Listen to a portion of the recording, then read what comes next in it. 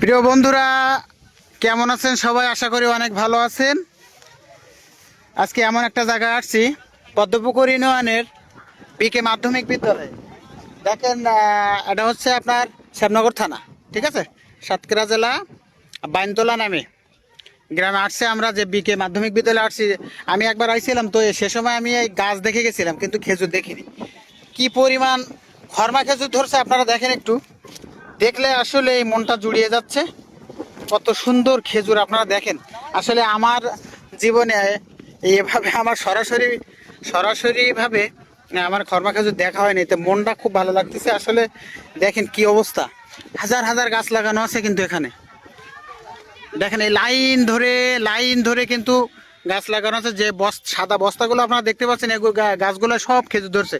এই যে দেখেন, এই খেজুরগুলো পাকে গেছে মনে হয় না, আগামাতা খেজুরগুলো সব পাক ধরছে। দেখেন কত সুন্দর, দেখেন সব কিন্তু পাকে গেছে।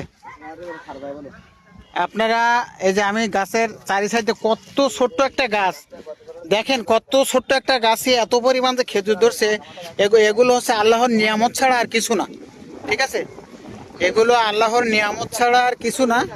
দেখেন কি পরিমাণ খরমা খেজুর যে এই ছোট্ট একটা গাছে ধরছে, দেখতে পাচ্ছেন। আগা মাথা কিন্তু দেখেন লম্বা লাইন ধরে কিন্তু এই গাছগুলো পুঁতছে। আর এই যে পুকুরটা আপনাদের দেখাচ্ছি, পুকুরটা কিন্তু অনেক বড় বড় মাছ রয়েছে, ঠিক আছে।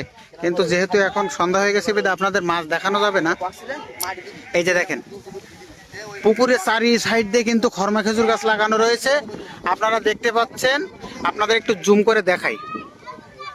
এই যে দেখেন, সাদা যে এগুলো দেখেন, সবগুলো কিন্তু খরমা খেজুর ধরছে। আপনারা যদি দেখতে চান সরাসরিভাবে, তাহলে চলে আসবেন পদ্মপুকুর ইউনিয়নের বাইনতলা গ্রামের বিকে মাধ্যমিক বিদ্যালয়।